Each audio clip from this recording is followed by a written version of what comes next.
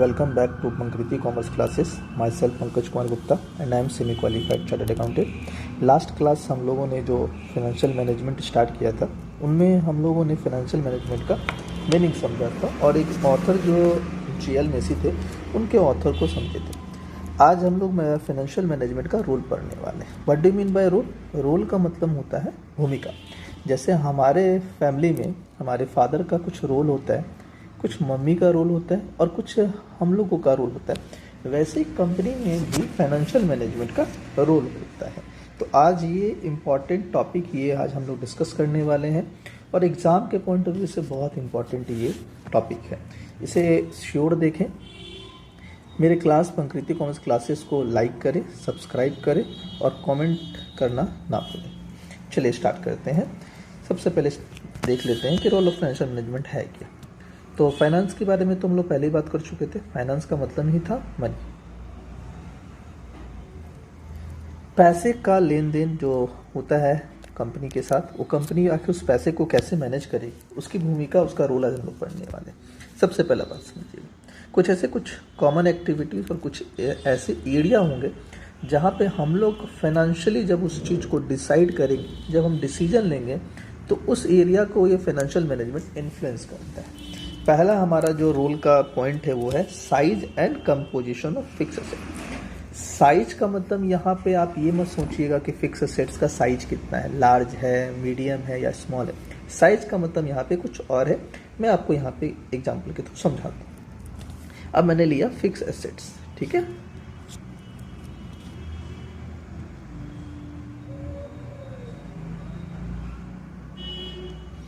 चलिए fix assets का मतलब देखते हैं। यहाँ पे मैं दो पार्ट कर दिया, साइज और कंपोजिशन। साइज का मतलब होता है कि आप फिक्स एसेट में टोटल कितना अमाउंट लगाना चाहते हैं, और कंपोजिशन का मतलब होता है कि आप फिक्स एसेट्स में किस किस टाइप्स का फिक्स एसेट्स रखना चाहते हैं।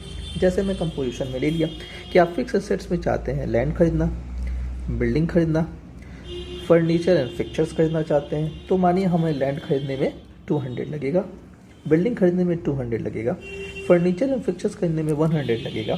तो हमारा टोटल अमाउंट जो फिक्स एसेट्स में लगने वाला है वो हो गया 500। अब होप आप समझ गए होंगे साइज का मतलब क्या होता है। साइज का मतलब लार्ज, मीडियम या स्मॉल नहीं होता है। साइज का मतलब होता है कि आप एक्चुअल फिक्स एसेट्स में कितना अमाउंट इन्वेस्ट करना चाहते हैं। दूसरा, अब इसी पॉइंट को हम लोग समझ लेते हैं। अब इस पॉइंट को हम लोग समझ लेते हैं कि आप पहला देखिए साइज में क्या कहता है। कहता है कि फिक्स एसेट्स का साइज और कंपोजिशन ये डायरेक्टली डिपेंड करता है कि आप कितना इन्वेस्टमेंट करना चाहते हैं, यानी आपका इन्वेस्टमेंट डिसीजन कितना है। तो हमारे फिक्स एसेट्स में टोटल हमारा डिसीजन कितना था? टोटल 500 का डिसीजन है कि हम लोग फिक्स एसेट्स में 500 लगाएंगे। यहाँ तक बात आपको शायद क्लियर होगा। इसका मतलब ही होता है कि आप कितना कैपिटल इन्वेस्ट करना चाहते हैं फिक्स एसेट्स में। आते हैं हमारे दूसरे पॉइंट पे। दूसरे पॉइंट में आप देखिए, आप सिर्फ अपनी कंपनी में फिक्स एसेट्स तो रखेंगे नहीं। आपको ही पता है कि दो टाइप का एसेट्स होता है, फिक्स एसेट्स और करेंट एसेट्स। तो आप फिक्स एसेट्स का हम लोग समझ गए। अब वैसे ही करेंट एसेट्स, फिक्स एसेट्स का मतलब क्या होता है? एक ऐसा एसेट जो 1 साल से ज़्यादा चलने वाला, और करेंट एसेट्स का मतलब होता है कि एक ऐसा एसेट्स जो 1 साल तक चले। अब उसका भी कुछ अमाउंट होगा और कुछ कंपोजिशन हमें पहले ही डिसाइड करना पड़ेगा, क्योंकि हमारा मेन मोटिव है फाइनेंशियल मैनेजमेंट करना, यानी पैसे को मैनेज करना। कुछ हम फिक्स एसेट्स में पैसा रखेंगे और कुछ हम करेंट एसेट्स में रखेंगे। अब इसको भी एग्जाम्पल से समझ लेते हैं हम लोग। जैसे ये करेंट एसेट्स, अब फिर से अगेन वही करेंट एसेट्स में एक्चुअल हम टोटल अमाउंट कितना रखना चाहते हैं और करेंट एसेट्स का क्या कंपोजिशन होगा, यानी करेंट एसेट्स में हम क्या क्या रखना चाहते हैं। मानिए करेंट एसेट्स में मैं कैश रखना चाहता हूँ 100 करोड़, कैश एट बैंक यानी बैंक में पैसा रखना चाहता हूँ 200 करोड़, इन्वेंट्रीज में रखना चाहता हूँ 300 करोड़, 300 करोड़, और जो बिल्स रिसीवल होते हैं, जब आप डेटर्स को, जब आप क्रेडिट पे जब आप गुड्स बेचते हैं और डेटर्स आपको पे नहीं कर पाता है, तो डेटर्स आपको बोलता है कि मेरे नाम पे एक बिल रेज कर दीजिए और मैं एक फिक्स्ड डेट पे आपको ये अमाउंट पे कर दूंगा। तो जो आप बिल रेज करते हैं तो आपको पैसा मिलेगा, इसलिए ये बिल रिसीवेबल है, और सामने वाला पैसा पे करेगा, इसलिए बिल्स पेबल है। तो आपको पैसा मिलेगा, तो बिल्स रिसीवेबल में मान लेता हूँ 100 करोड़। तो टोटल करेंट एसेट्स का कंपोजिशन कितना हो गया 4 और हमारा टोटल अमाउंट कितना हो गया 7 हो गया। तब इस चीज़ से भी आप समझ गए कि करेंट एसेट्स का कंपोजिशन और क्या होता है। आइए पढ़ लेते हैं। क्वांटम, क्वांटम का मतलब आप यहाँ समझ लीजिए अमाउंट, यानी टोटल अमाउंट आप कितना लगाना चाहते हैं। क्वांटम ऑफ करेंट एसेट्स यानी करेंट एसेट्स में आप टोटल अमाउंट कितना लगाना चाहते हैं, और करेंट एसेट्स का कंपोजिशन यानी ब्रेकअप कैसे रखना चाहते हैं, कैश में कितना रखना चाहते हैं, इन्वेंटरीज में कितना रखना चाहते हैं, और बिल्स रिसीवेबल आप कितना रखना चाहते हैं, ये आपको डिसाइड करना पड़ता है। करेंट एसेट्स का फिर से वही सेम बात, करेंट एसेट्स का क्या टोटल अमाउंट है, आप उसको कैसे डिवीजन यानी कंपोजिशन करते हैं, कैश में कितना रखना चाहते हैं, बिल्स रिसीवेबल कितना रखना चाहते हैं, इन्वेंटरीज कितना रखना चाहते हैं, और करेंट एसेट्स में बहुत सारी चीज़ें आती हैं। अब ये याद रखिएगा, ये टोटली डिपेंड करता है कि आपका फाइनेंशियल डिसीजन कैसा है, और साथ ही साथ ये श्योर रखिएगा कि डिपेंड करता है कि आप फिक्स एसेट्स में टोटल कितना अमाउंट रखना चाहते हैं। ये अब मानिए कि आपके पास टोटल अमाउंट है 1000 करोड़। अब इसमें से अगर आप फिक्स एसेट से अगर 800 करोड़ का ले लेंगे तो अब आप करेंट एसेट्स ले कितना पाएंगे, सिर्फ 200 करोड़ का। इसलिए ये आपको कह रहा है कि ये जो डिपेंड कर रहा है ये फिक्स एसेट्स के अमाउंट के ऊपर भी डिपेंड करता है कि आप फिक्स एसेट्स कितना लाना चाहते हैं। जितना फिक्स एसेट्स लाएंगे उतना आप जितना रेस्ट बच जाएगा वो आप करेंट अकाउंट में लग रहे हैं। आपकी कैसी क्रेडिट पॉलिसी है, कंपनी कैसी क्रेडिट पॉलिसी है, यानी कंपनी क्या करती है कि 10 दिन के लिए देती है या 15 दिन के लिए देती है, किस टाइप का आप उधारी देते हैं, वो पॉलिसी भी डिपेंड करता है, और इन्वेंट्री मैनेजमेंट पे भी डिपेंड करता है। होप आप ये पॉइंट नंबर 2 समझ चुके होंगे। आई पॉइंट नंबर 3 हम लोग समझते हैं। पॉइंट नंबर 3 में आपको क्या समझाना चाहता है। पॉइंट नंबर 3 में जो ये समझाना चाहता है वो ये चाहता है कि आप बताइए कि आप लॉन्ग टर्म और शॉर्ट टर्म फंड्स का क्या अमाउंट रखना चाहते हैं। जनरली जब हम अमाउंट रेज करते हैं तो वो लॉन्ग टर्म और शॉर्ट टर्म दोनों के लिए करते हैं, है ना। अब इस चीज़ को भी एक एग्जाम्पल से हम समझ लेते हैं क्या होता है लॉन्ग टर्म और शॉर्ट टर्म। अब मानिए ये रहा fund.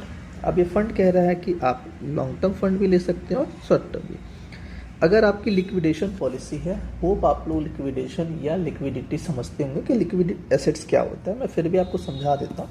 Liquid assets are those assets which can be converted into cash in easily, यानी एक ऐसा एसेट्स जिसको आपको जब भी जरूरत पड़े आप उसको कैश में इजीली कन्वर्ट कर सकते हैं, उसको हम लिक्विड एसेट्स कहते हैं। अब जैसे मान ली मैं एग्जांपल ले लेता हूँ। एग्जांपल में आप इन्वेंट्रीज ले लीजिए। ये इन्वेंट्रीज को आप इजीली जब भी आपको ज़रूरत पड़ेगा उनको आप मार्केट में सेल करके उसको कैश में इजीली कन्वर्ट कर देंगे। दूसरा मैं एग्जांपल ले लेता हूँ कैश एट बैंक। अब बैंक में अगर पैसा रखा हुआ आपको जब भी जरूरत पड़ेगा या तो विथड्रॉल या तो फिर चेक के थ्रू आप उस चीज़ को आराम से ले कैश में कन्वर्ट कर सकते हैं। तो अगर आपका कंपनी की लिक्विडेशन पॉलिसी है तो अगर लिक्विडेशन पॉलिसी है तो आप लॉन्ग टर्म लीजिए, क्योंकि आपके पास कैश तो है ही। आराम से आप लॉन्ग टर्म 1 साल से ज़्यादा वाले आप फंड को रेज कर सकते हैं और आराम से आप पे कर सकते हैं, क्योंकि कैश आपके पास तो है, कैश आपकी कमी तो है नहीं। बट एक चीज़ इससे क्या होगा, जब आप लॉन्ग टर्म के लिए आप कोई भी फंड रेज करते हैं तो आपको लॉन्ग टर्म के लिए आपको इंटरेस्ट पे करना पड़ेगा, और जब इंटरेस्ट आप लॉन्ग टर्म के लिए करेंगे तो इसका मतलब आपको इंटरेस्ट ज़्यादा पे करना है, और अगर इंटरेस्ट आप ज़्यादा पे करते हैं तो डेफिनेटली प्रॉफिट्स भी आपका क्या होगा, डिक्रीज होगा। और अगर आपका लिक्विडेशन पॉलिसी नहीं है तो आपको शॉर्ट टर्म लोन रेज करना चाहिए। अब जब शॉर्ट टर्म लोन रेज करेंगे तो आपको इंटरेस्ट ज़्यादा देना नहीं पड़ेगा, और जब ज़्यादा इंटरेस्ट आप देंगे नहीं तो आपके प्रॉफिट पे ज़्यादा इफेक्ट पड़ने वाला नहीं है। तो इस पॉइंट को पढ़ के इसको फिर से समझ लेते हैं। कह रहा है कि firm which have policy of liquidation, अगर कोई भी ऐसा फर्म है या कोई भी ऐसी कंपनी जिनका लिक्विडेशन पॉलिसी है, जनरली वो क्या करते हैं, लॉन्ग टर्म फाइनेंस को ही प्रेफर करते हैं और लॉन्ग टर्म फाइनेंस से ही रेज करते हैं। हाँ, हालांकि आपकी प्रॉफिट सेम बात, हालांकि आपकी प्रॉफिट क्या हो जाएगी, डिक्रीज हो जाएगी, क्योंकि आपको ज़्यादा इंटरेस्ट पे करना पड़ेगा as compare to short term debt. Hope आप 3 पॉइंट समझ चुके होंगे। 4th पॉइंट में आते हैं। 4th पॉइंट में आपको समझाया जा रहा है कि लॉन्ग टर्म फाइनेंस जो आप उठाएंगे, अभी जो हम लोगों ने पॉइंट नंबर 3 में पढ़ा, उसकी जो हमें कैसे उनको लेना है, डेब्ट से यानी बोरोड फंड ज़्यादा करना चाहिए, ऑनर्ड फंड से ज़्यादा करना चाहिए, ये ब्रेकअप आपको समझना होगा। फिर से मैं एक एग्जांपल लेता हूँ और ब्रेकअप आराम से इजीली हम लोग समझ लेंगे। अब लॉन्ग टर्म फाइनेंसिंग अगर करना है या तो आप ऑनर्ड फंड से लेंगे या फिर आप बोरोड फंड से लेंगे, या तो आप मालिक से पैसा मांगेंगे या तो बाहर से। कुछ एग्जांपल आप लोग भी जानते हैं, equity shares, preference share, borrowed fund में डिबेंचर्स और लोन फ्रॉम लोन्स। अब इस चीज़ का तो आप आराम से समझ रहे हैं। अब देखिए इसका इफेक्ट क्या पड़ने वाला है। चलिए अभी यहाँ पे पहले समझ लेते हैं लॉन्ग टर्म फाइनेंसिंग का। अब यहाँ दिख रहा है आपको, अब इस पॉइंट को अब यहाँ पे हम इजीली समझते हैं इस पॉइंट को क्या समझाना चाहता है। अब देखिए, अब कह रहे हैं कि firm long term debts easily issue कर सकता है। कैसे इशू कर सकता है? या तो ऑनर को मालिक से पैसा मांगे और इक्विटी शेयर इशू कर ले, या फिर आप बाहर से अगर लेना चाहते हैं तो आप क्या कर सकते हैं, डिबेंचर को इशू कर सकते हैं, या फिर अदर बोरोइंग फंड सिक्योरिटीज़ भी आप इशू कर सकते हैं, loan from bank from loan भी ले सकते हैं। होप आप पॉइंट नंबर 4 भी समझ होंगे। एंड पॉइंट नंबर 5 बड़ा इंपॉर्टेंट रखता है, कहता है कि जब आप फाइनेंशियल मैनेजमेंट, जब पैसे को आप मैनेज करते हैं तो आप कहीं ना कहीं अपने रेशियो है उस रेशियो को भी फिक्स करते हैं। कैसे करते हैं, एग्जाम्पल से हम लोग समझते हैं इस चीज़ को। अब देखिएगा कि जब हम ज़्यादा फिक्स एसेट्स लाते हैं या ज़्यादा बोरोड फंड करते हैं तो उसका effect profit and loss account में पड़ता है। माने कि अगर आप फिक्स एसेट्स ज़्यादा खरीदेंगे तो ज़्यादा डेप्रिसिएशन होगा, और ज़्यादा डेप्रिसिएशन होगा तो डेप्रिसिएशन एक्सपेंसेस है। एक्सपेंसेस आपके जितना ज़्यादा बढ़ेगी उतना ज़्यादा आपका प्रॉफिट घटेगा। मैं एक एग्जांपल से समझा देता हूँ।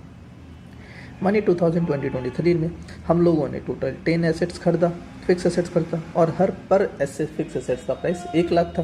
तो हमारा टोटल कितना हो गया, 10 लाख।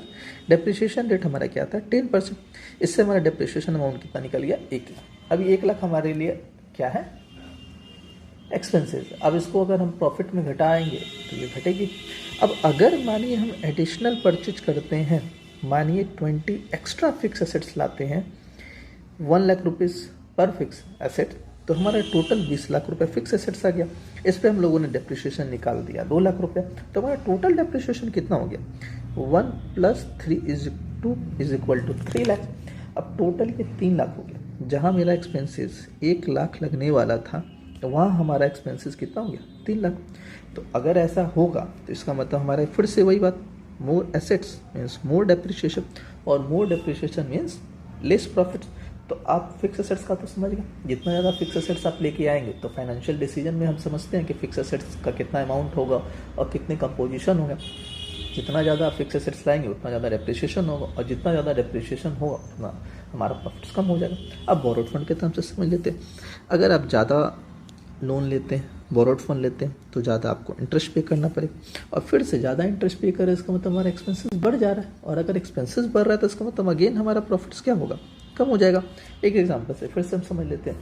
लोन अमाउंट हमारा 20 लाख था, इंटरेस्ट रेट हमारा 10% था, तो हमारा इंटरेस्ट अमाउंट कितना हो गया, 2 लाख।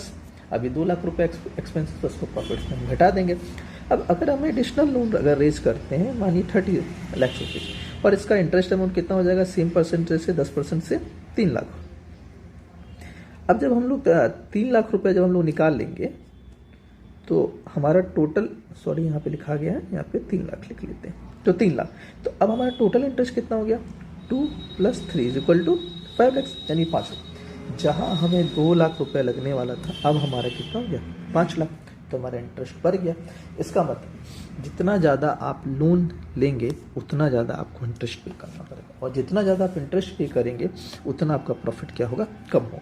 इसी को पॉइंट नंबर 5 में हम लोग समझ रहे हैं। अब पॉइंट नंबर 5 यही सेम है कि जितने भी आइटम प्रॉफिट्स लॉस अकाउंट में आता है वो जनरली आप समझ लीजिए कि हमारा जो फाइनेंशियल मैनेजमेंट का जो डिसीजन लिया जाता है उससे वो इफेक्ट करता है। अभी हम लोग समझ लिए थे फिक्स एसेट से कैसे हमारा प्रॉफिट एंड लॉस घटता है, और बोरोड फंड यानी लोन लेने से हमारा कैसे होता है। जितनी भी आइटम्स एक्सपेंसेज और रेवेन्यू से रिलेटेड होते हैं वो सब हम लोग जानते हैं कि वो प्रॉफिट एंड लॉस अकाउंट में रिकॉर्ड होते हैं। अगर हम ज़्यादा इंटरेस्ट पे करेंगे, हम लोगों ने देख लिया कि ज़्यादा इंटरेस्ट यहाँ पे किए थे, 2 लाख की जगह हम लोगों ने 5 लाख पे किया, तो हमारा क्या हो गया, मोर इंटरेस्ट हुआ। दूसरा, अगर हम डेप्रिसिएशन ज़्यादा पे करते हैं, इसको भी हम लोगों ने यहाँ से समझ लिया। पहले 1 लाख पे कर रहे थे, अब 3 लाख पे कर रहे हैं। इसका मतलब क्या हो गया, यानी अगर हमारा एसेट्स फिक्स एसेट्स ज़्यादा आएगा तो डेप्रिसिएशन भी हमको पे करना पड़ेगा। अब इससे पहले ही बोल दिए थे कि प्रॉफिट हमारा अफेक्ट करता है। अब अगर ये दोनों अगर हमारा इंक्रीज होता है तो हमारा एक्सपेंस इंक्रीज होगा, और एक्सपेंस इंक्रीज अगर होगा तो प्रॉफिट भी हमारा क्या होगा, इफेक्ट होगा। प्रॉफिट इफेक्ट का होगा, इसका मतलब क्या हो गया, लेस प्रॉफिट्स, यानी प्रॉफिट्स हमारा क्या हो जाएगा, कम हो जाएगा। होप आप लोग ये बात समझ गए होंगे। हमारे पास जो ये रोल ऑफ फाइनेंशियल मैनेजमेंट था, ये हमारे लिए बड़ा इंपॉर्टेंट टॉपिक था। तो आज भर के लिए यही क्लास, आप यहाँ क्लास देखिए।